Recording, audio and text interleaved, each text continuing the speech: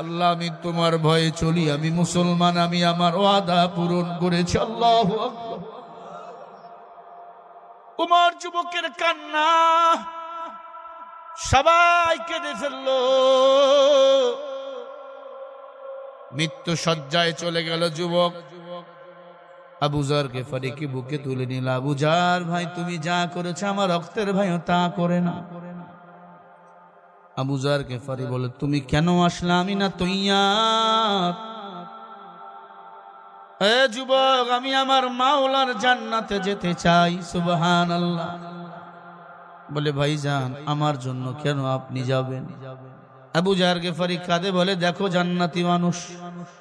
সুবহানাল্লাহ বলে, দেখো জান্নাতি মানুষ, দেখো জান্নাতি মানুষ, দেখো জান্নাতি মানুষ। সবাই তাকায়া তাকায়া দেখে যুবকের কপালে নূরের আলো।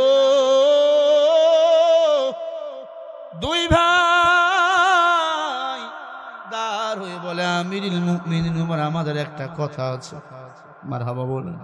এ আমিরুল মুমিনিন, ওই আব্বারে আমরা আর পাবো না, তবে এই মুসলমান ভাই ইচ্ছা করে আমার আব্বারে মারে নাই, মারে নাই, মারে নাই।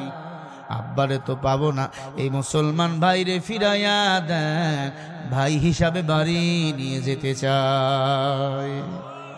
জোরে বলেন না সুবহানাল্লাহ। উমর বলে, তোমরা যদি মামলা তুলে নাও কোনো আপত্তি নাই। ওই মুসলমান যুবককে দুই ভাই ভাই হিসাবে বাড়ি নিয়ে গেল। বলেন না সুবহানাল্লাহ।